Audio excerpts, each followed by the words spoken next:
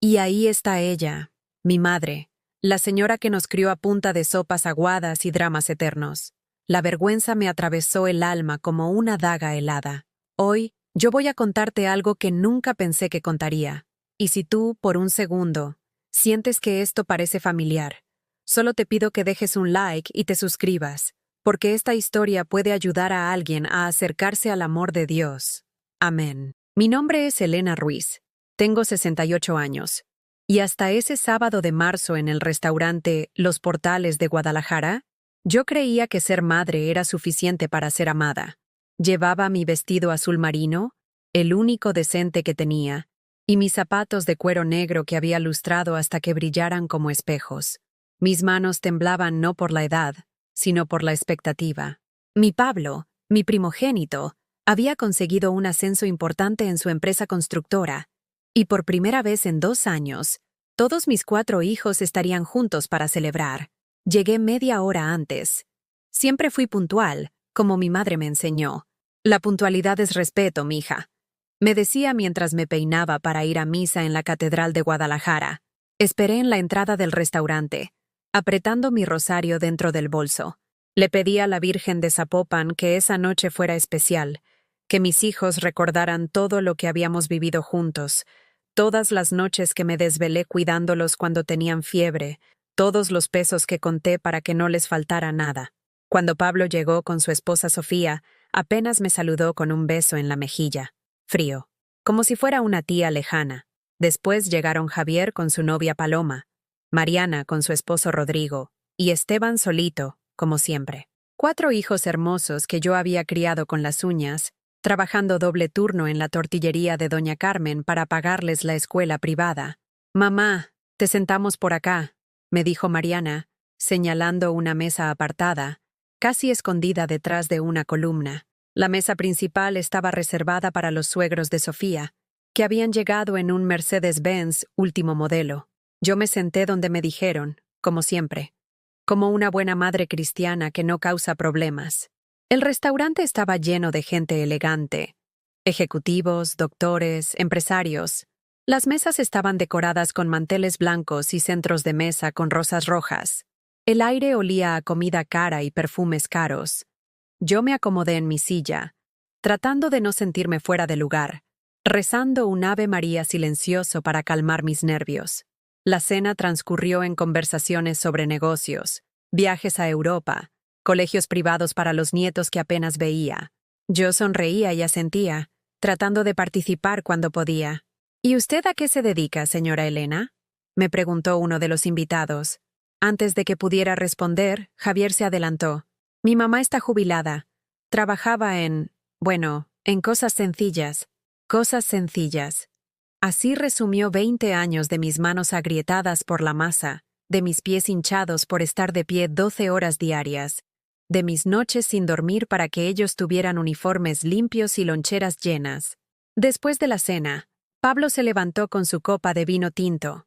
El restaurante se fue quedando en silencio. Mi corazón latió más fuerte. Por fin iba a hablar de mí, de lo que habíamos construido juntos, de nuestra familia. Cerré los ojos un segundo y le agradecí a Dios por ese momento. Pero cuando abrí los ojos, la pesadilla comenzó. Y ahí está ella, mi madre, la señora que nos crió a punta de sopas aguadas y dramas eternos, dijo Pablo alzando su copa hacia mí, con una sonrisa que jamás olvidaré. Un aplauso por enseñarnos cómo no vivir. El salón entero estalló en carcajadas. Javier se sumó inmediatamente. Brindemos por las clases magistrales de pobreza emocional y económica.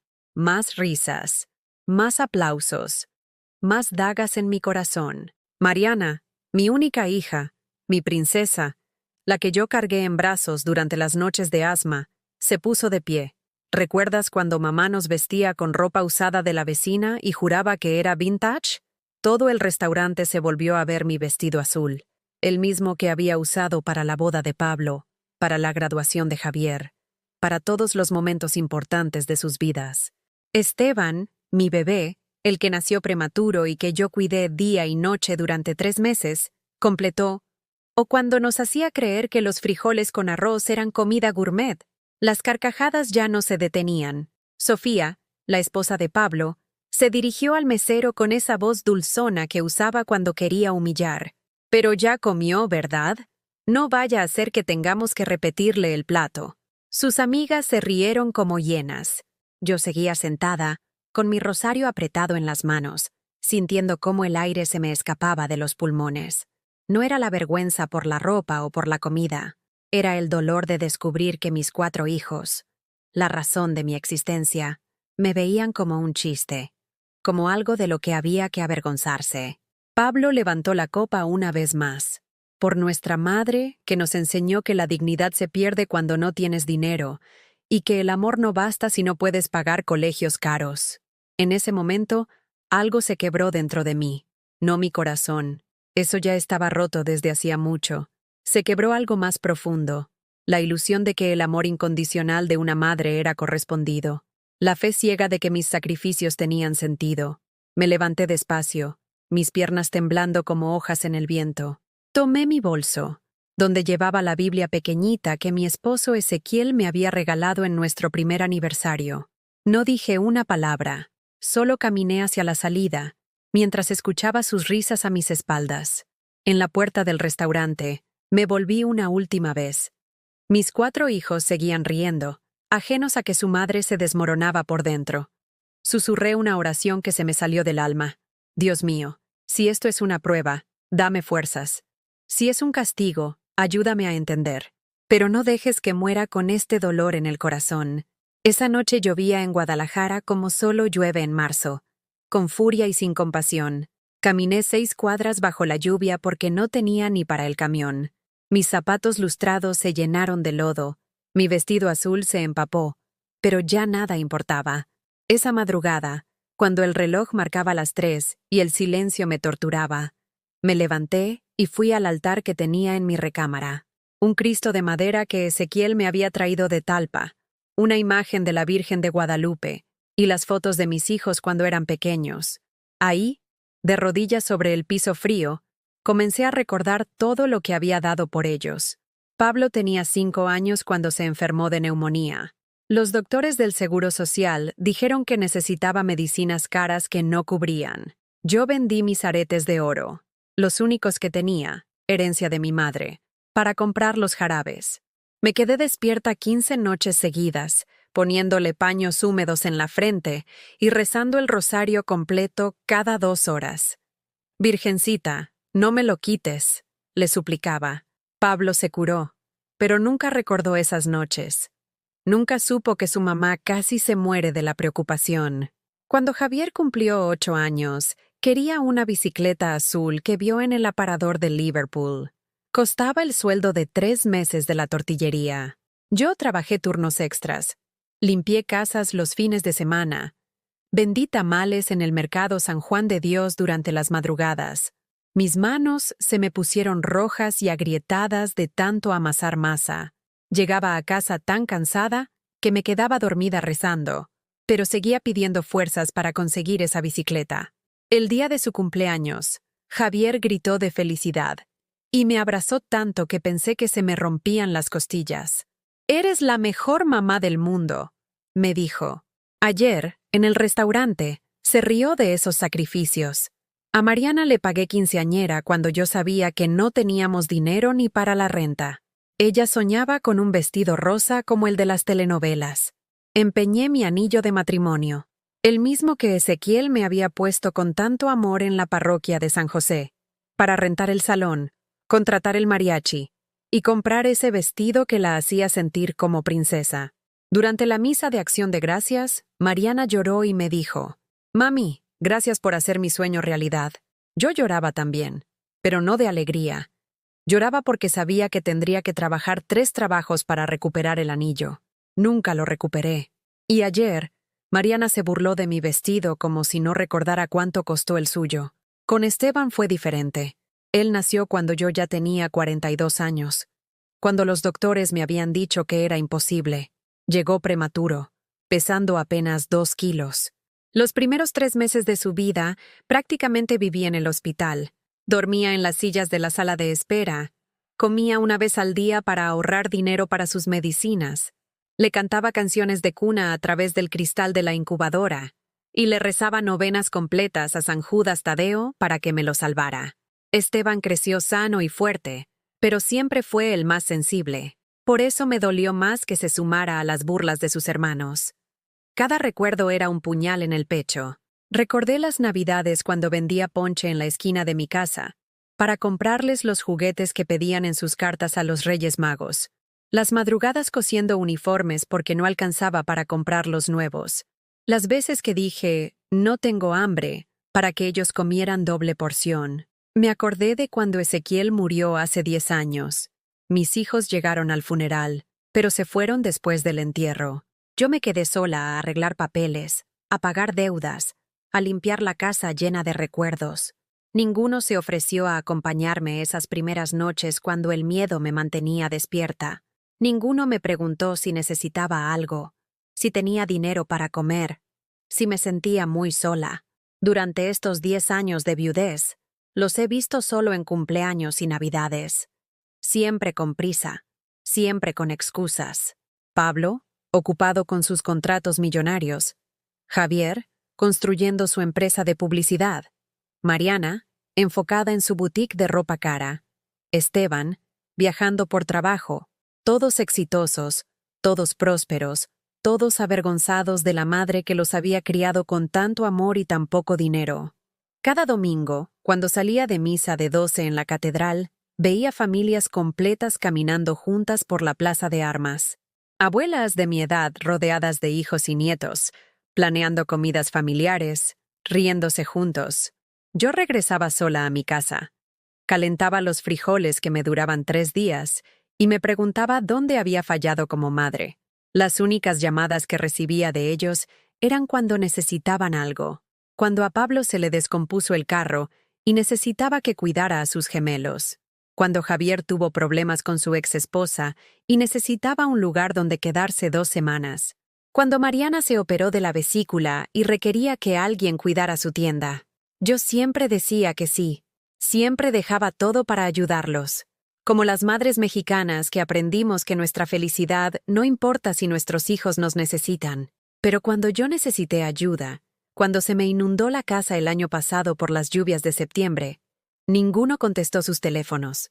Cuando me caí en la cocina y me lastimé la muñeca, esperé 6 horas a que alguien respondiera mis mensajes. Cuando cumplí 68 años hace 3 meses, solo Esteban me mandó un mensaje. Felicidades, ma. Después te hablo. Nunca me habló. Ahí, arrodillada frente a mi altar, con las lágrimas empapando el piso de mosaicos que Ezequiel y yo habíamos puesto con nuestras propias manos, le hablé a Dios como nunca antes. Señor, yo sé que tú ves todo. Sabes cada peso que gasté en ellos, cada noche que no dormí cuidándolos, cada oración que hice pidiendo por su bienestar. ¿Por qué me premias con esta humillación? ¿Es porque no fui suficientemente buena madre? ¿Es porque no los eduqué en el temor a ti como debía? ¿O será que el amor de una madre no vale nada cuando los hijos crecen y se olvidan de dónde vinieron? Mi voz se quebró cuando seguí rezando. Virgen Santísima, tú que eres madre, tú que viste sufrir a tu hijo en la cruz, ayúdame a entender este dolor, porque duele más que cuando se murió Ezequiel, duele más que cuando no tenía que darles de cenar. Este dolor me está matando por dentro. Esa noche no pude dormir. Me quedé sentada en la cocina, viendo las fotos familiares pegadas en el refrigerador. Fotos de primera comunión, de graduaciones, de bodas donde yo aparecía siempre al fondo. Discretamente vestida, sonriendo para la cámara, pero con los ojos tristes de quien sabe que sobra en su propia familia. Los días después de esa humillación, se arrastraban como caracoles heridos. Cada mañana me despertaba esperando que todo hubiera sido una pesadilla, pero la realidad me golpeaba como balde de agua fría cuando veía mi teléfono sin mensajes, sin llamadas, sin una sola muestra de arrepentimiento de mis hijos. El lunes siguiente, como cada lunes desde hace 5 años, fui a misa de 7 de la mañana en San José. Me senté en la misma banca de siempre, la tercera fila del lado derecho, justo debajo del vitral de Santa Rita, la santa de los imposibles. Pero esa mañana, mientras el padre Gonzalo hablaba sobre el amor familiar y la honra a los padres, Sentí que las palabras me quemaban por dentro. Honra a tu padre y a tu madre, decía, citando los mandamientos. Yo apretaba mi rosario hasta que los nudillos se me pusieron blancos. ¿Dónde estaba Dios cuando mis hijos me deshonraron frente a 100 personas? ¿Por qué permite que las madres que más aman sean las más humilladas? Después de misa, como siempre, me quedé a platicar con las señoras del grupo de oración. Pero esa mañana fue diferente. Cuando doña Esperanza me preguntó cómo había estado la celebración de Pablo, no pude mentir como otras veces. Fue difícil. Fue lo único que logré decir antes de que se me quebrara la voz. Las señoras me rodearon como gallinas protegiendo a su pollito. Doña Carmen, que me conoce desde que llegué a la colonia, me tomó de las manos. «¿Qué pasó, Elena? Te veo muy pálida». Pero yo no podía contarles. No podía admitir frente a estas mujeres que habían visto crecer a mis hijos, que habían rezado novenas cuando estaban enfermos, que me habían prestado dinero cuando no alcanzaba para sus útiles escolares. No podía confesarles que esos mismos niños ahora se avergonzaban de mí. «Solo estoy cansada», mentí, y me fui rápido antes de que las lágrimas me traicionaran. Esa semana decidí no salir de casa. Tenía miedo de encontrarme con algún conocido que hubiera estado en el restaurante, con alguien que hubiera presenciado mi humillación. Me quedé encerrada, viviendo de los frijoles refritos que tenía guardados y del arroz que ya olía raro, pero que no podía desperdiciar. El miércoles en la noche sonó mi teléfono. Era un número desconocido. Contesté con el corazón esperanzado, pensando que tal vez era uno de mis hijos llamando desde otro teléfono para disculparse. «¿Elena Ruiz?», preguntó una voz de mujer que no reconocí. «Sí, soy yo». «Habla Patricia Mendoza. Soy la directora de comunicación de la empresa constructora González y Asociados. Llamo por el evento del sábado pasado». Se me heló la sangre. Era la empresa de Pablo. «Señora Elena, tengo entendido que usted es la mamá de nuestro director general, Pablo González Ruiz». «Sí, soy su mamá», susurré. «Mire, le voy a ser muy directa. Varios clientes importantes estuvieron presentes en la cena de celebración, y algunos comentaron que les pareció inapropiado el trato que recibió usted esa noche».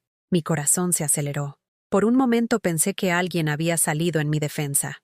«La empresa tiene una imagen que cuidar, señora Elena. Necesitamos que usted entienda que este tipo de situaciones familiares no pueden volver a presentarse en eventos corporativos». «¿Perdón?». No podía creer lo que estaba escuchando. «Lo que le estoy diciendo es que sería mejor que usted no asistiera a futuras celebraciones de la empresa, por el bien de todos». Colgué el teléfono sin decir una palabra. Ni siquiera me dejaron la dignidad de ser humillada solo por mis hijos. Ahora hasta los desconocidos me estaban echando de la vida de Pablo. Esa noche llamé a Mariana. Su teléfono sonó y sonó, pero no contestó. Le mandé un mensaje. «Hija, necesito platicar contigo. ¿Puedes llamarme?». 2 horas después me respondió. «Estoy ocupada, ma. Luego te marco». Nunca me marcó. El jueves intenté con Javier. Su teléfono fue directo al buzón. Le dejé un mensaje. «Javi, soy tu mamá. Solo quiero saber si estás bien. No necesitas disculparte por nada. Solo quiero saber de ti». Tampoco me regresó la llamada. El viernes, desesperada, fui al consultorio donde trabajaba Esteban. Llegué sin avisar, con la esperanza de que al verme se le ablandara el corazón. La recepcionista, una muchacha que me conocía de otras visitas, me sonrió como siempre. «Señora Elena, ¿cómo está? ¿Viene a ver al doctor Esteban?». «Sí, mijita. ¿Está ocupado?». «Ahorita está con un paciente, pero ya mero termina. ¿Quiere esperarlo?». Me senté en la sala de espera, viendo las revistas viejas y escuchando el murmullo de las conversaciones en los consultorios. Cuando Esteban salió acompañando a su paciente, nuestras miradas se cruzaron. Vi algo en sus ojos. ¿Culpa? ¿Vergüenza? ¿Molestia? «Mamá, ¿qué haces aquí?», me preguntó en voz baja, como si fuera una aparición indeseada. «Solo quería verte, hijo. Platicar contigo». Miró hacia los lados, nervioso. «Ahorita no puedo. Tengo consultas hasta muy tarde. Esteban, por favor, solo 5 minutos». Suspiró como si fuera la petición más molesta del mundo. Está bien, pero rápido. Me llevó a su oficina y cerró la puerta. Se sentó detrás de su escritorio, creando una barrera física entre nosotros. ¿De qué querías hablar?, me preguntó, checando su reloj. Hijo, yo no entiendo qué pasó el sábado. ¿Por qué? Mamá, ya estuvo. Fue solo una broma. ¿Una broma? ¿Humillarme frente a toda esa gente fue una broma? Ay, mamá, no seas dramática. Siempre exageras todo. Esas palabras me dolieron más que las risas del restaurante. Mi propio hijo, el que había sido prematuro, el que cuidé día y noche, me estaba diciendo dramática por sentirme herida. Esteban, yo solo quiero entender. Mira, mamá, la verdad es que ya no somos niños. Ya crecimos. Y a veces es incómodo tener que explicar nuestro pasado. ¿Tu pasado? ¿El pasado donde yo te salvé la vida trabajando 3 empleos para pagar tus medicinas? No, mamá. El pasado donde vivíamos en una casa humilde, donde no teníamos carro, donde tú trabajabas en la tortillería. Mis amigos doctores, sus mamás son diferentes. ¿Diferentes cómo? No sé cómo explicarte. Son más elegantes, más educadas. Hablan de cosas interesantes. Cada palabra era una bofetada. Mi hijo me estaba diciendo que yo no era suficientemente buena para su nueva vida. Entonces, ¿qué quieres que haga? ¿Que desaparezca? No digas tonterías. Solo trata de entender que tenemos vidas diferentes ahora. Salí de ese consultorio sintiéndome más pequeña que nunca. Caminé por las calles de Guadalajara como zombie, viendo a otras madres con sus hijos adultos, preguntándome qué había hecho mal, por qué el Dios en el que tanto creía me había abandonado junto con mis hijos. El sábado siguiente, mientras barría las hojas secas del pequeño patio de mi casa, llegó el cartero con un sobre certificado. Mi nombre estaba escrito con letras mayúsculas. Elena Ruiz, viuda de González. El remitente era un banco que no reconocía. Banco Internacional de Inversiones.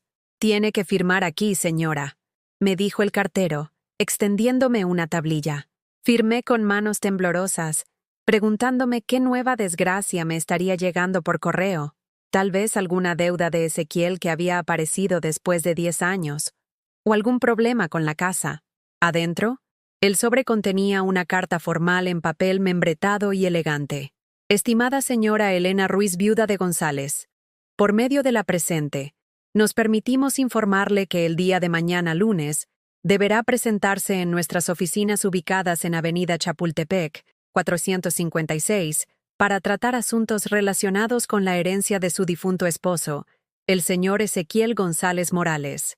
Es imprescindible que acuda con identificación oficial vigente y acta de matrimonio. Atentamente, Lic. Roberto Sandoval Ruiz, Departamento Legal. Leí la carta 3 veces. ¿Herencia? ¿De qué herencia hablaban? Ezequiel había muerto sin un peso, después de 2 años luchando contra el cáncer que nos dejó endeudados hasta el cuello. Yo había vendido hasta sus herramientas de carpintero para pagar los últimos medicamentos. Pero algo en mi pecho, una pequeña chispa de curiosidad que no sentía desde hacía semanas, me hizo guardar la carta en mi bolsa. El domingo en misa, después de una semana sin hablar con nadie excepto con el tendero de la esquina, me encontré con doña Socorro, mi vecina de toda la vida. Ella notó inmediatamente que algo andaba mal conmigo. Elena, mija, te veo muy desmejorada. ¿Estás enferma? No, doña Soco. Solo han sido días difíciles. Ella me miró con esos ojos sabios de mujer que ha vivido muchas tragedias ajenas. ¿Tus hijos? No pude mentirle. Asentí con la cabeza y las lágrimas se me escaparon ahí mismo, en la banqueta de la iglesia. Ay, mijita, los hijos se nos vuelven extraños cuando crecen. Mi Alberto, que en paz descanse, siempre decía que criar hijos es como plantar árboles. Uno les da agua, tierra buena y cuidados, pero cuando crecen, a veces sus ramas se extienden tan lejos que ya no nos dan sombra a nosotras. Pero doña Soco, yo di todo por ellos. Todo. Lo sé, Elena. Te vi criar a esos chamacos solita después de que se murió Ezequiel. Te vi trabajar como burra para que no les faltara nada. Pero a veces el amor no es suficiente para que la gente nos valore. Esas palabras me acompañaron toda la noche del domingo. Me quedé despierta pensando en árboles que crecen tan alto que olvidan las raíces que los alimentaron. El lunes llegué temprano al banco. El edificio era impresionante. Vidrios oscuros, mármol brillante, empleados vestidos como actores de telenovela. Yo llevaba mi mejor vestido, que no era mucho mejor que el otros, y me sentía fuera de lugar entre tanta elegancia. «Buenos días, vengo por una cita con el licenciado Sandoval», le dije a la recepcionista, una muchacha rubia que no levantó la vista de su computadora. ¿Nombre? Elena Ruiz, viuda de González. Entonces sí me miró, y su expresión cambió completamente. Se enderezó en su silla y habló con una voz mucho más amable. «Señora González, el licenciado la está esperando. Permíteme acompañarla». Me llevó por pasillos que olían a dinero y poder, hasta una oficina con ventanales enormes desde donde se veía toda la ciudad de Guadalajara. El licenciado Sandoval era un hombre elegante, de unos 50 años, que se levantó de su escritorio para saludarme. «Señora Elena, es un honor conocerla por fin. Por favor, tome asiento». Me senté en una silla de cuero que costaba más que todos mis muebles juntos. «Señora Elena, lo que le voy a decir puede resultarle sorprendente». Mi corazón comenzó a latir más fuerte. Su esposo, don Ezequiel, era una persona muy previsora. 10 años antes de su muerte, comenzó a hacer inversiones muy inteligentes. Compraba terrenos baratos en zonas que él intuía que se iban a desarrollar. ¿Terrenos? Pero si nosotros nunca tuvimos dinero para comprar terrenos. Su esposo era carpintero, ¿verdad? Trabajaba en construcciones de casas grandes, fraccionamientos nuevos. Sí, así es. Don Ezequiel tenía muy buen ojo para los negocios. Cada vez que terminaba un trabajo en una zona nueva, compraba un terreno pequeño ahí mismo. Los pagaba poco a poco, a veces con su trabajo, a veces con dinero. Todo lo hacía sin molestarla a usted con esos asuntos. Mis manos comenzaron a temblar. «Señora Elena, esos terrenos que don Ezequiel compró ahora valen mucho dinero. Mucho dinero. Y antes de morir, él me pidió que esperara 10 años después de su muerte para contactarla. Me dijo que usted necesitaría ese tiempo para procesar su pérdida, y que cuando estuviera lista, yo le entregaría todo». «No, no entiendo. ¿De cuánto dinero estamos hablando?»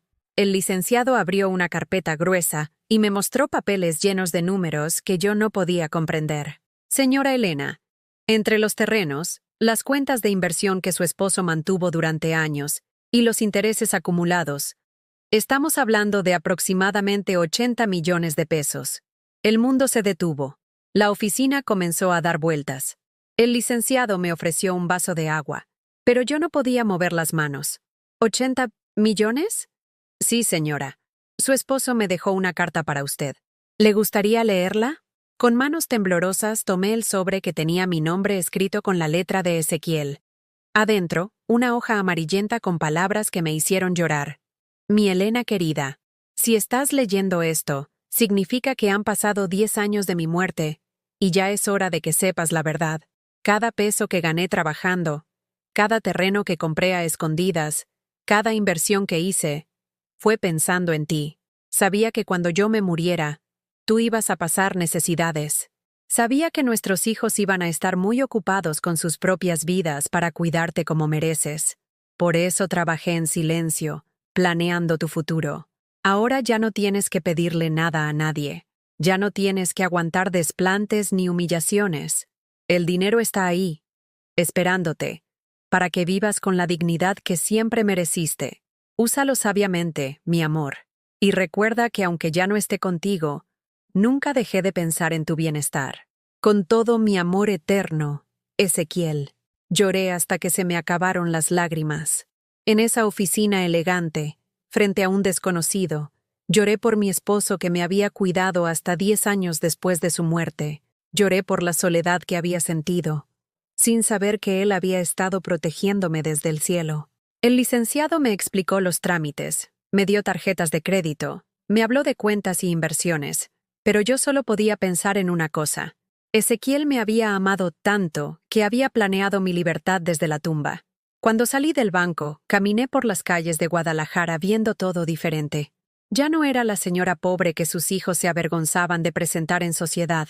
Ya no era la viuda necesitada que dependía de las migajas de cariño que le aventaran. Esa misma tarde, por primera vez en 10 años, entré a una tienda de ropa elegante en Plaza del Sol. No para ver escaparates como solía hacer los domingos después de misa, sino para comprarme algo. La vendedora, una muchacha de unos 20 años, me miró de arriba abajo con esa expresión que yo conocía bien, el desprecio apenas disimulado hacia las señoras mayores con ropa humilde. ¿En qué le puedo ayudar?, me preguntó sin sonreír, como si fuera una molestia. Quiero un vestido, le dije con una voz que ni yo misma reconocí. Más firme, más segura. ¿Para alguna ocasión especial? ¿Qué presupuesto maneja? Saqué la tarjeta de crédito que el licenciado Sandoval me había dado esa mañana. Platinada, pesada, con mi nombre grabado en letras doradas. El presupuesto no importa. Quiero el vestido más bonito que tengan. La actitud de la muchacha cambió inmediatamente. Me llevó a una sección de la tienda donde yo jamás había puesto un pie, donde los vestidos tenían precios que antes me habrían dado vértigo. Me probé un vestido azul rey, elegante, que me quedaba como si hubiera sido hecho para mí. «Se ve hermosa, señora», me dijo la vendedora, ahora sonriente y atenta. «Este vestido es de diseñador italiano». Cuando vi el precio, 8,000 pesos, no sentí el pánico de siempre. Solo pensé, Ezequiel, amor, esto es por todos los vestidos que no pude comprarme en 30 años de matrimonio. Pagué sin pestañear. Después compré zapatos que combinaran, una bolsa elegante, y hasta me hice un corte de cabello en el salón de belleza más caro de la plaza. Cuando me vi en el espejo, no podía creer que esa señora elegante fuera yo. Por primera vez en décadas, me sentí bonita. Esa noche, mientras cenaba una comida que había pedido a domicilio de un restaurante japonés, algo que jamás había podido permitirme, mi teléfono sonó. Era Mariana. «¿Mamá? Me dijeron que te vieron en Plaza del Sol comprando ropa cara. ¿Estás bien? ¿De dónde sacaste dinero?». La pregunta me llegó como una bofetada. Ni siquiera un «Hola, ¿cómo estás?». Directo al grano. «¿De dónde sacaste dinero?». «Estoy bien, hija. Solo me compré algunas cositas». «Mamá, tú no tienes dinero para cositas. ¿Empeñaste algo? ¿Te prestó alguien? Dime la verdad».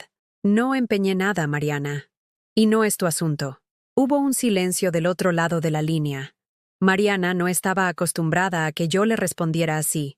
«¿Cómo que no es mi asunto? Soy tu hija. Me preocupo por ti. ¿Ahora te preocupas por mí? Hace 2 semanas me humillaste en público y no te preocupaste por mis sentimientos».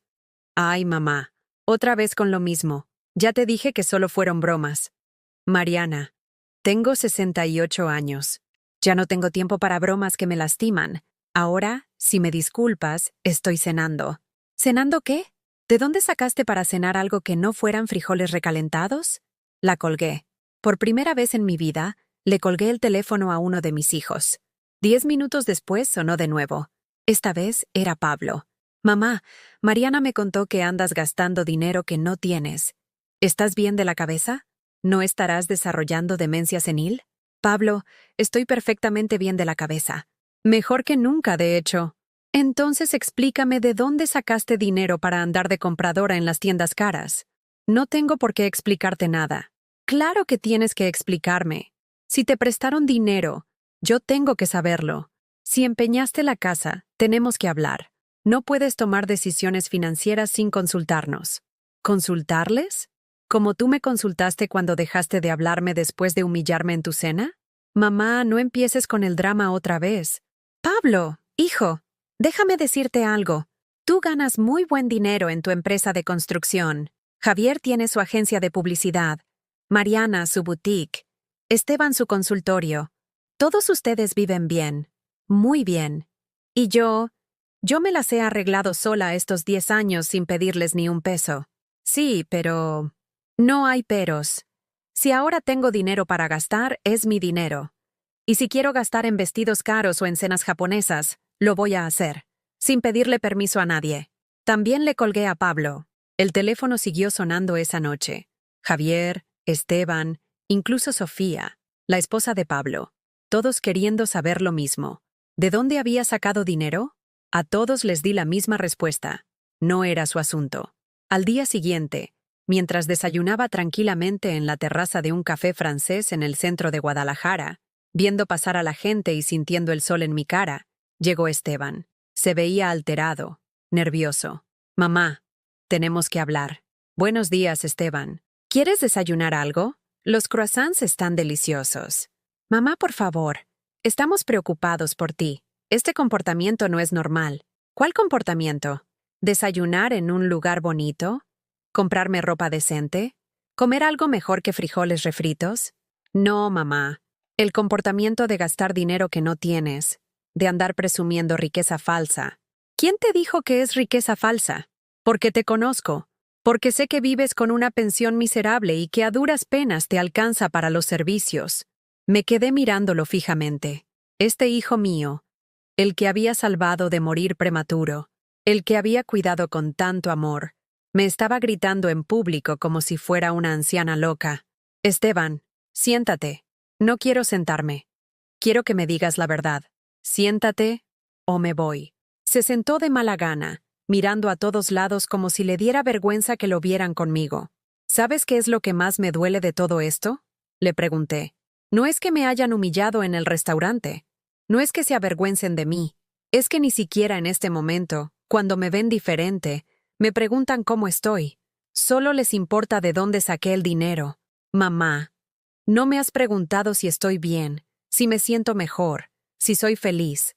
Solo quieres saber de dinero. Como si yo no fuera una persona, sino una cuenta bancaria que hay que supervisar. Es que no entendemos. No tienen que entender nada. Tienen que respetarme. Soy su madre, no su empleada. Pero mamá, si alguien te prestó dinero, o si hiciste algo peligroso para conseguirlo. Esteban, lo único peligroso que hice fue criar a 4 hijos que se avergüenzan de mí. Se quedó callado. Por primera vez en semanas, vi algo parecido a la culpa en sus ojos. Ahora me voy, le dije, levantándome de la mesa. Tengo una cita en el banco para revisar mis inversiones. ¿Inversiones? ¿Qué inversiones? Las mías, hijo. Solo las mías. Cuando me fui, lo dejé ahí sentado, con la boca abierta y 100 preguntas sin responder. Por primera vez en mi vida, yo tenía el poder de darles respuestas o negárselas. Y había decidido negárselas. Esa tarde, en la tranquilidad de mi casa, me senté frente al altar donde tenía las fotos de mis hijos de pequeños.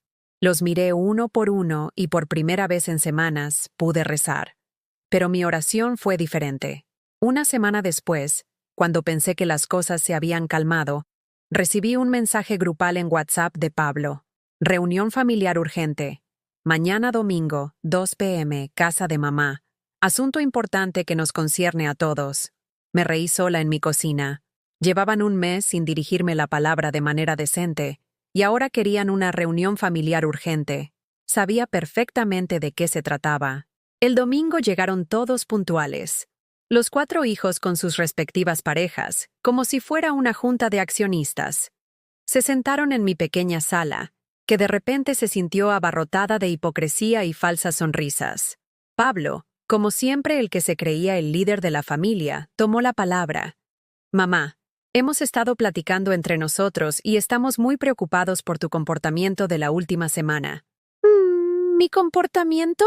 Pregunté, sirviéndome una taza de té con la calma de una reina. ¿Qué tiene de malo mi comportamiento?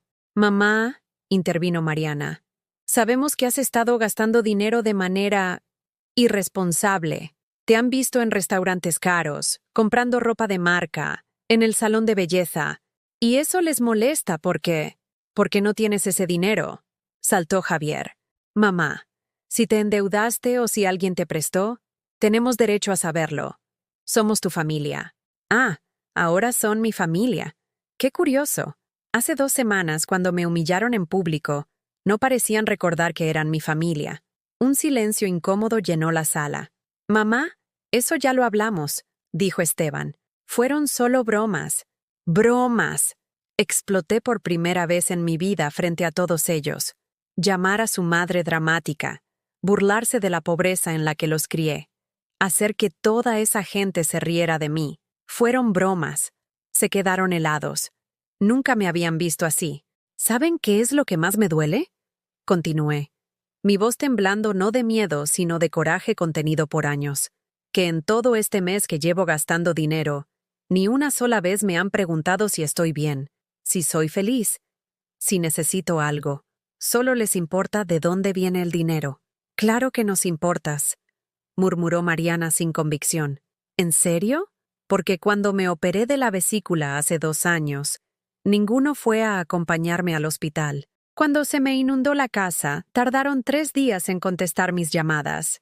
Cuando cumplí 68 años, solo Esteban me mandó un mensaje. Pero ahora que ven que tengo dinero, aquí están todos, preocupadísimos por mi bienestar. Pablo se aclaró la garganta, incómodo. Mamá, entendemos que te hayas molestado, pero no puedes tomar decisiones financieras importantes sin consultarnos. ¿Consultarlos? ¿Por qué? Porque somos tus hijos, dijo Sofía, la esposa de Pablo, metiéndose en una conversación que no le correspondía. Tenemos derecho a saber si estás manejando bien tu dinero. ¿Mi dinero? Me levanté de mi silla, sintiendo una fuerza que no sabía que tenía. ¿Desde cuándo mi dinero es asunto de ustedes? Mamá, siéntate, me dijo Pablo con ese tono condescendiente que odiaba. Vamos a hablar como adultos. No. Ustedes van a escuchar como hijos. Porque eso es lo que son. Mis hijos. No mis tutores. No mis supervisores. No mis jefes. Mis hijos. Caminé hacia el altar donde tenía mis santos y saqué una carpeta que había guardado ahí. ¿Quieren saber de dónde viene el dinero? Se los voy a decir. Abrí la carpeta y saqué los documentos del banco. Su padre, Ezequiel González Morales, que en paz descanse, me dejó una herencia de 80 millones de pesos.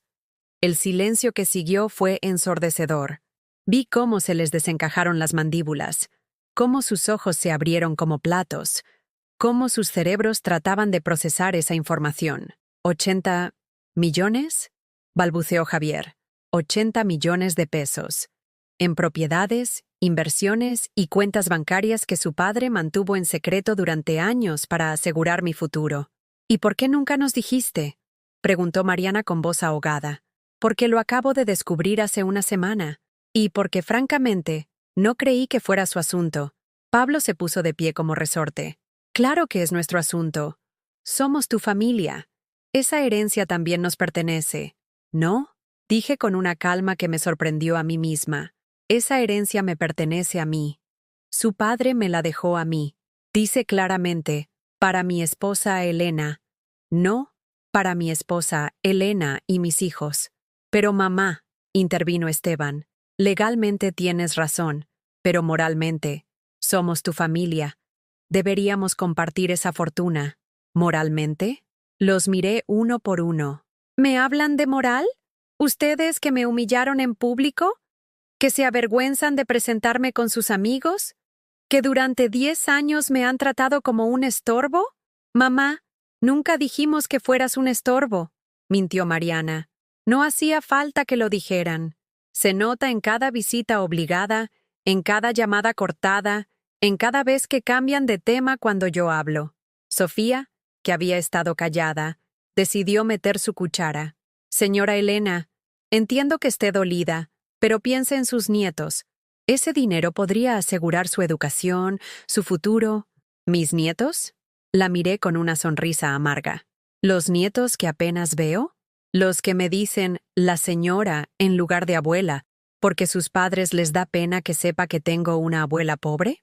Pablo se acercó a mí con esa actitud manipuladora que conocía tan bien. Mamá, sé que estás dolida, tienes razón en estarlo, pero somos familia. La familia se perdona.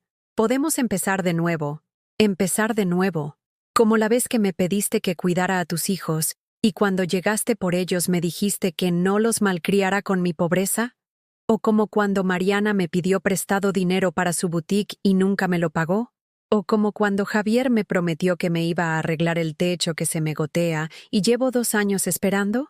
Cada palabra era una bofetada. Los veía retorcerse en sus asientos. Sabían perfectamente cuánto los amaba. Sabían que haría cualquier cosa por ustedes. Y lo usaron en mi contra. Me exprimieron hasta que no tuve nada más que dar. Y cuando solo quedaba una madre vieja y cansada, me desecharon. Javier se puso de pie, desesperado.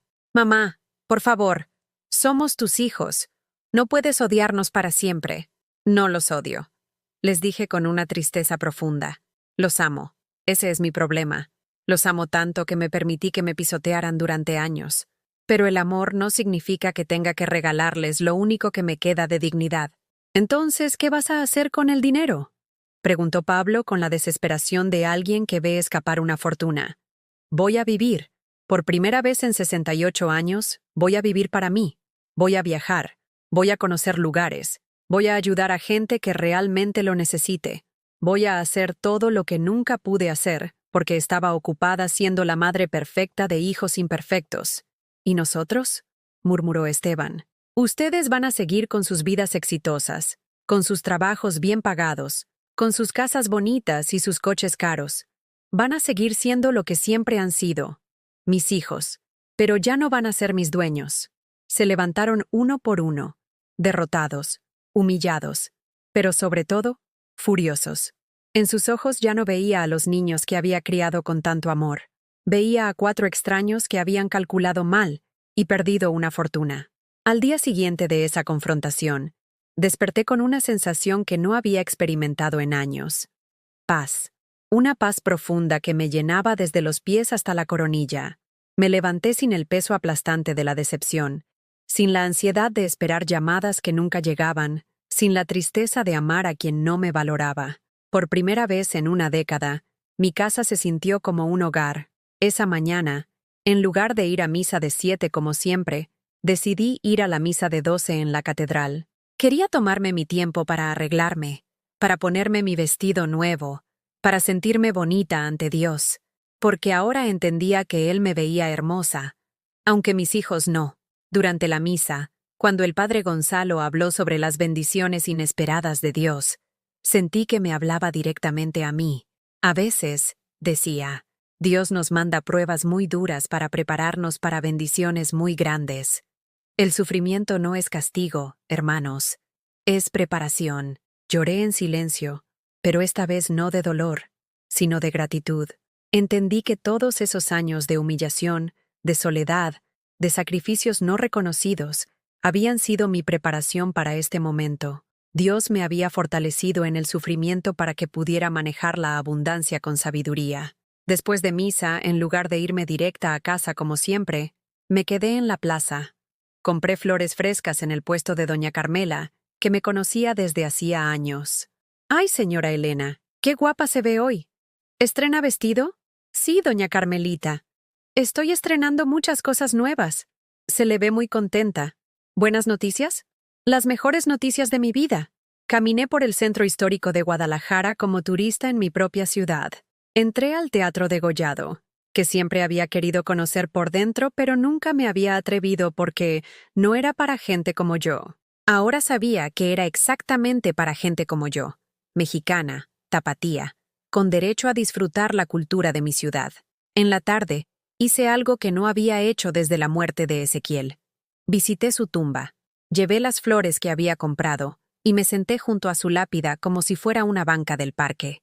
«Amor mío», le dije en voz alta, sin importarme que otras personas me oyeran. «Ahora entiendo por qué nunca me dijiste nada del dinero.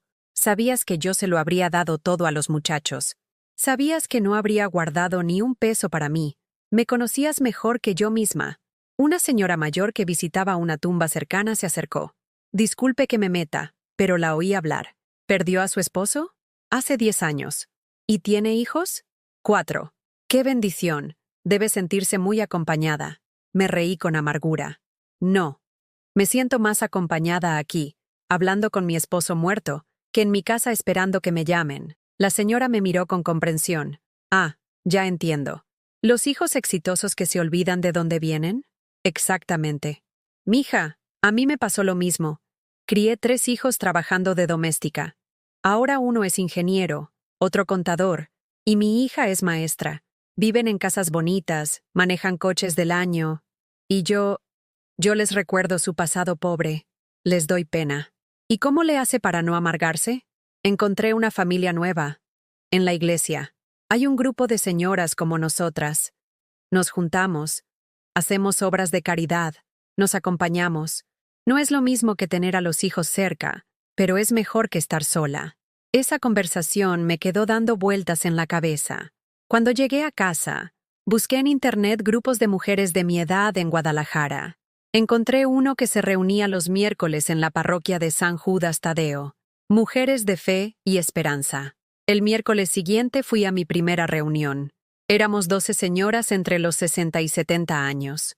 Algunas viudas, otras casadas, pero todas con historias similares.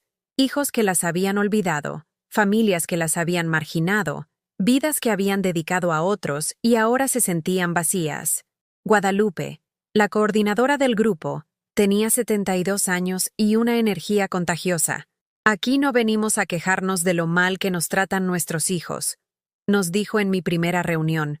Venimos a construir la vida que nos queda, a encontrar propósito, a ser útiles para Dios y para nosotras mismas. Me inscribí inmediatamente. Empezamos a hacer trabajo social en asilos, visitando a ancianos que no tenían familia. Organizamos desayunos para niños de escasos recursos. Hicimos campañas de ropa para damnificados. Por primera vez en años me sentí necesaria, pero de una manera sana. Con mis nuevas amigas descubrí cosas que nunca había hecho. Fuimos al cine un martes en la tarde. Tomamos clases de baile de salón en el Centro Cultural. Organizamos una peregrinación a Zapopan donde caminamos, reímos y oramos juntas. Elena, me dijo Rosario, una de mis nuevas amigas, mientras tomábamos café después de una clase de manualidades. Te ves diferente, como más libre. Me siento libre, como si hubiera estado en una cárcel emocional durante años y apenas me diera cuenta. ¿Y tus hijos? ¿Han hablado contigo? Me han mandado mensajes, sobre todo Pablo y Mariana, pero ya no me afectan como antes. Antes leía sus mensajes con desesperación, buscando migajas de cariño. Ahora los leo y pienso, qué lástima que se perdieron de conocer a la Elena nueva. Una tarde, mientras ayudaba a organizar ropa donada para familias necesitadas, me topé con una situación que me partió el corazón. Una señora de mi edad, doña Mercedes, había llegado con 2 niños pequeños. Sus nietos. Mi hija se murió de cáncer, me contó mientras los niños jugaban con otros voluntarios. Su esposo se volvió a casar y ya no quiere a los muchachos. Yo los estoy criando con mi pensión, pero no me alcanza para nada. Los niños, de 6 y 8 años, tenían esa mirada triste de los que han perdido demasiado siendo muy pequeños. Me recordaron a mis hijos cuando eran chicos, cuando yo era todo su mundo. ¿Cuánto necesita para que les alcance mejor? Le pregunté. Ay, señora Elena, ¿para qué le digo? No es su problema. Dígame, por favor. Con 5,000 pesos al mes yo podría darles una vida digna, pagarles una escuela mejor, comprarles ropa nueva, llevarlos al doctor cuando se enfermen. Esa noche, en mi casa, tomé una decisión que llenó mi corazón de una alegría que no había sentido en años. Llamé al licenciado Sandoval. Licenciado, quiero establecer un fondo para ayudar a abuelas que están criando a sus nietos. Quiero empezar con 100,000 pesos mensuales. ¿100,000 pesos mensuales? Señora Elena, eso es más de 1,000,000 de pesos al año. Licenciado, tengo 80 millones de pesos. ¿No cree que Dios me los dio para algo más que comprarme vestidos caros? Claro que sí, señora. Es una idea hermosa. El domingo siguiente, en misa, el padre Gonzalo anunció la creación del Fondo Elena González para Abuelas Cuidadoras. No mencionó mi apellido completo ni dijo de dónde venía el dinero, solo que una feligresa anónima había donado un fondo para ayudar a mujeres mayores que criaban nietos en situaciones difíciles. Cuando salí de misa, me sentí más cerca de Dios que nunca. Por primera vez entendí por qué Él había permitido tanto sufrimiento en mi vida, para que cuando llegara la abundancia, yo supiera exactamente qué hacer con ella. Mi teléfono sonó. Era un mensaje de Esteban. Mamá, vi en Facebook que una iglesia está dando ayuda a abuelas. ¿No te parece que podrías aplicar? Con tu situación económica podrías calificar. Me reí hasta que me dolió el estómago. Mi hijo más pequeño, el que había estado en incubadora, me sugería pedirle dinero a un fondo que yo misma había creado. Le respondí, gracias por preocuparte por mi situación económica, hijo, pero ya no es tu problema. Ikaor, 6 meses después de aquel día que cambió mi vida para siempre, me encontré sentada en la terraza del Hotel Villa Premier, en Puerto Vallarta, viendo el atardecer más hermoso que habían visto mis ojos. El sol se hundía en el Pacífico como una moneda de oro derritiéndose en agua tibia, y por primera vez en 68 años, yo estaba ahí para verlo. Rosario, mi nueva amiga del grupo de la iglesia, estaba sentada a mi lado tomando una piña colada sin alcohol. ¿Sabes qué es lo que más me gusta de este viaje?, me preguntó. ¿Qué? Que estás sonriendo. Una sonrisa verdadera, no esas sonrisas tristes que tenías cuando te conocimos. Era cierto. Me había acostumbrado tanto a sonreír para ocultar dolor, que había olvidado cómo se sentía sonreír de felicidad. Habíamos venido 5 señoras del grupo a este retiro espiritual de una semana. Yo pagué todos los gastos, no para presumir, sino porque podía hacerlo, y porque estas mujeres me habían devuelto algo que creía perdido para siempre: la capacidad de disfrutar la vida. Durante esa semana hicimos cosas que ninguna había hecho jamás. Caminamos por la playa al amanecer rezando el rosario. Tomamos clases de cocina internacional. Fuimos a un spa donde nos consintieron como reinas. Visitamos el centro de Puerto Vallarta y compramos recuerdos para nuestros nietos. Bueno, ellas para sus nietos. Yo compré regalitos para los niños del asilo donde ahora soy voluntaria. Elena, me dijo Guadalupe una noche, mientras cenábamos en un restaurante frente al mar, tienes que contarnos la verdad. ¿Cómo es que puedes pagar todo esto? ¿Te sacaste la lotería? Las 5 me miraron expectantes. Durante meses habían visto mi transformación. Habían notado mi nuevo guardarropa, mis donaciones generosas a la iglesia, mi facilidad para pagar cenas y actividades grupales, pero nadie había preguntado directamente. Algo así, les dije sonriendo. Mi esposo me dejó una herencia que acabo de descubrir. ¡Ay, Elena! ¡Qué bendición!, exclamó Mercedes, la señora que estaba criando a sus nietos. Y qué generosa eres compartiéndola con nosotras. Ustedes me han dado algo que no se puede comprar con dinero: amistad verdadera, compañía sin interés, cariño sin condiciones. Esa noche, mientras escuchaba las olas del mar desde mi habitación del hotel, reflexioné sobre cuánto había cambiado mi vida. Ya no esperaba llamadas que no llegaban. Ya no me dolía el estómago cuando veía fotos de reuniones familiares en las redes sociales donde yo no aparecía. Ya no me levantaba cada mañana con el peso del rechazo aplastándome el pecho. Mi teléfono sonó. Era un mensaje de Pablo. Mamá, Sofía está embarazada.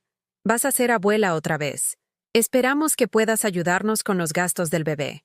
Lo leí 2 veces.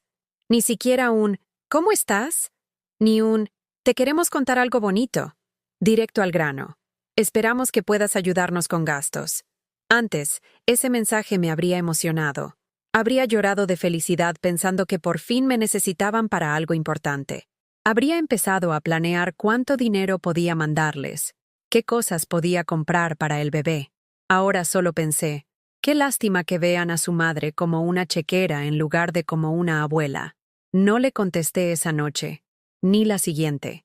Cuando regresé a Guadalajara, encontré mi casa llena de cartas y mensajes. Javier había venido y había dejado una carta debajo de la puerta. Mariana había mandado flores con una tarjeta. Esteban había dejado recados con Doña Socorro. Todos querían platicar. Todos tenían proyectos que requerían inversión familiar. Todos habían recordado súbitamente que tenían una madre. Pero yo ya no era la misma Elena que se desvivía por migajas de atención. El lunes siguiente fui al banco a ver al licenciado Sandoval. Tenía una decisión importante que había estado madurando durante meses. Licenciado, quiero hacer un testamento. Por supuesto, señora Elena. ¿Ya decidió cómo quiere distribuir sus bienes? Sí, muy claramente. Le dicté mis instrucciones con la tranquilidad de alguien que ha encontrado la paz. 50% de mi herencia para crear una fundación que ayude a mujeres mayores abandonadas por sus familias, que les den casa, comida, atención médica y, sobre todo, dignidad.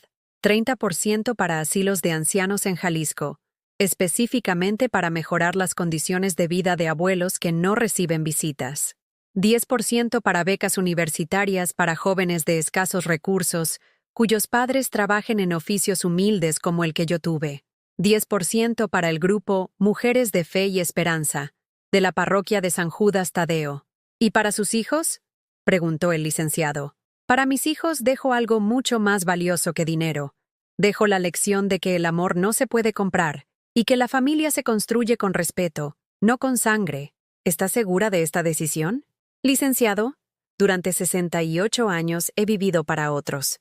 Los últimos 6 meses he vivido para mí y para Dios. Nunca en mi vida he estado más segura de nada. Esa tarde, mientras regaba las plantas de mi jardín, llegó Mariana. Traía a sus 2 hijos, mis nietos de 12 y 14 años. Hola, mamá. ¿Cómo estás? Muy bien, hija. ¿Y ustedes? Bien, bien. Los niños querían venir a verte. Los muchachos me saludaron de beso, pero se notaba que era obligación, no ganas. Mamá, comenzó Mariana con esa voz dulce que usaba cuando quería algo. He estado pensando mucho en nuestra última plática. ¿Sí? Y creo que tienes razón. Nos portamos mal contigo. No te hemos valorado como mereces. La miré sin decir nada. Esperé. Por eso queremos cambiar. Queremos que seas parte de nuestras vidas otra vez. Queremos que conozcas mejor a tus nietos, que vengas a cenar los domingos, que seas la abuela que siempre debiste ser. ¿Y qué cambió para que ahora quieran eso? Se puso nerviosa. Pues, nos dimos cuenta de que te habíamos lastimado y que la familia es lo más importante. ¿O se dieron cuenta de que tengo 80 millones de pesos? Su cara se puso roja. Mamá, ¿cómo puedes pensar eso? Porque durante 10 años no fui lo suficientemente importante para ustedes cuando era pobre. Y ahora que soy rica, súbitamente soy la mejor abuela del mundo. No es cierto. Mariana, mírame a los ojos y dime, si yo no tuviera dinero, ¿estarías aquí con tus hijos? No pudo sostenerme la mirada. Mira, hija, te voy a decir algo que necesito que entiendas muy bien. Yo las amo con todo mi corazón. A ti, a tus hermanos, a mis nietos. Pero amar no significa permitir que me falten al respeto. Mamá, el dinero que tengo me va a servir para ayudar a gente que realmente lo necesita. Para darme la vida que merezco.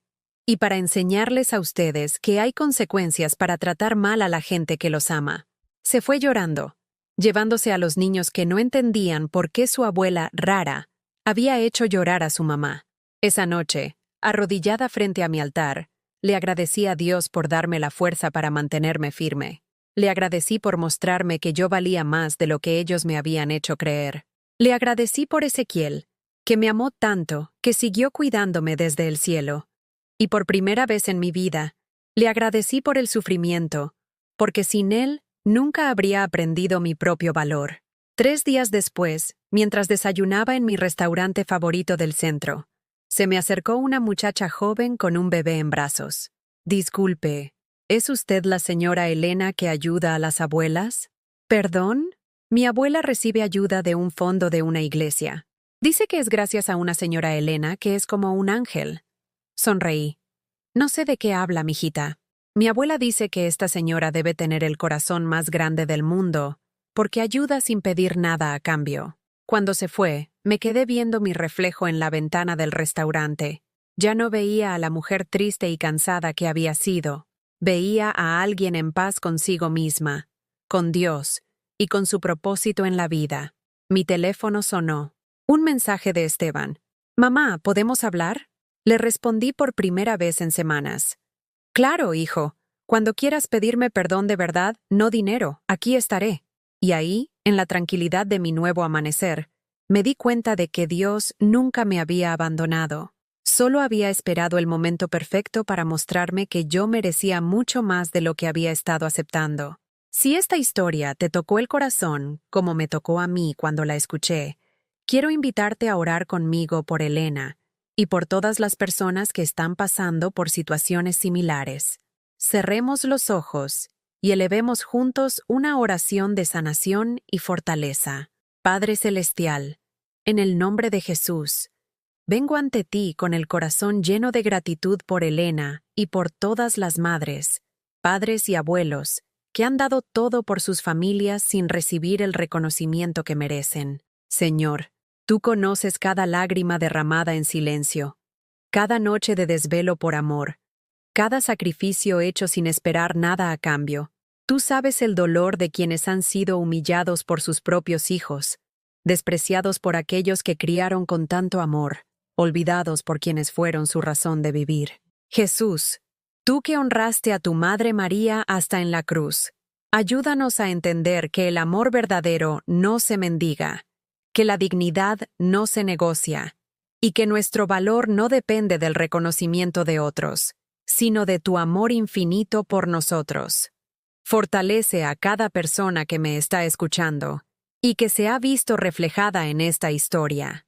Dale a cada corazón herido la paz que solo tú puedes dar. Virgen María, Madre de todos los que sufren, intercede por nuestras familias. Ayúdanos a perdonar como tú perdonaste, pero también a valorarnos como Dios nos valora. Que nadie más permita ser pisoteado por quienes deberían amarlo. Que cada persona encuentre, como Elena, su propósito más allá del rechazo familiar.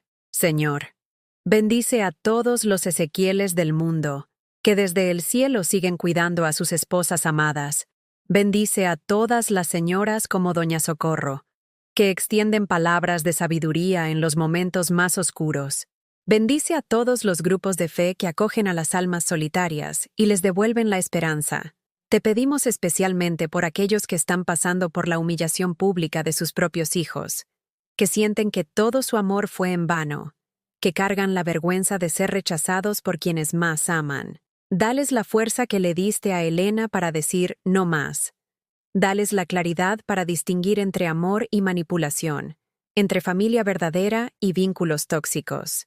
Padre bueno, si hay alguien escuchando que está pensando en hacer daño a sus padres o abuelos, toca su corazón ahora mismo.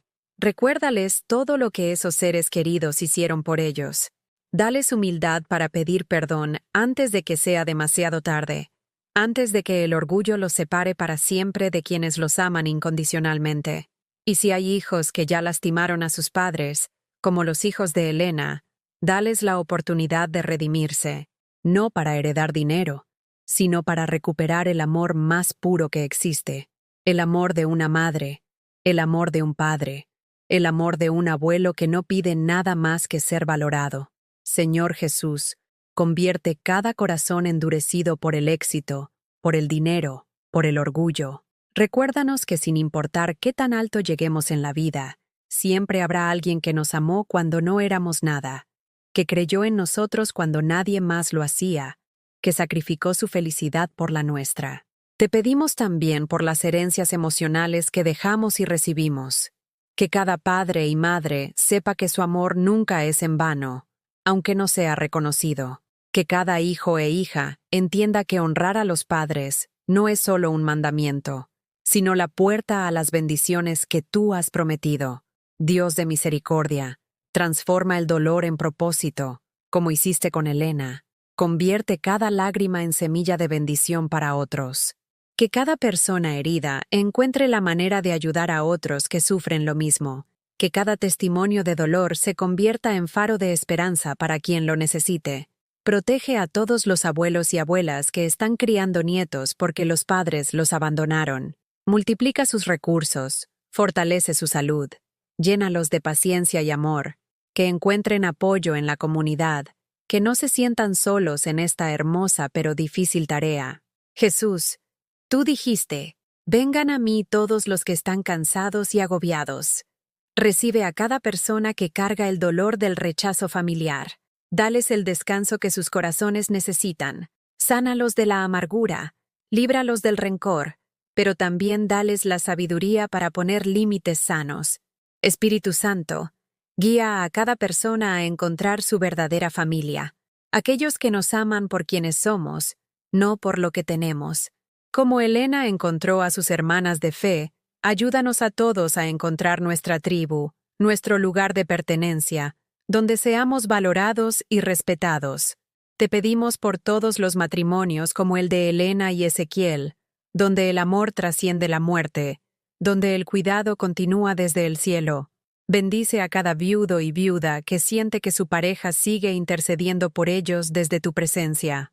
Padre eterno, que esta historia no sea solo entretenimiento, sino transformación. Que cada persona que la escuchó examine su corazón. Si es padre o madre herido, que encuentre sanidad y propósito. Si es hijo o hija que ha lastimado, que encuentre arrepentimiento y restauración. Que nadie salga igual de como entró a escuchar esta historia. Que tu amor sane cada herida familiar. Que tu paz llene cada corazón solitario. Que tu propósito se manifieste en cada vida que se sintió identificada con Elena. En el nombre poderoso de Jesús, quien honró a su madre y nos enseñó a amar sin condiciones, pero también con dignidad, declaramos restauración familiar, sanidad emocional y propósito divino para cada persona que necesite esta bendición. Amén y amén. ¿Has vivido algo así? ¿Conoces a alguien que haya pasado por algo parecido y cómo la fe lo ayudó? Cuéntame tu historia en los comentarios. Si esta historia te tocó el corazón, deja tu like y suscríbete al canal para que este mensaje llegue a alguien que necesita oírlo. Que Dios bendiga a todos los que han pasado por algo así. En el nombre de Jesús, amén.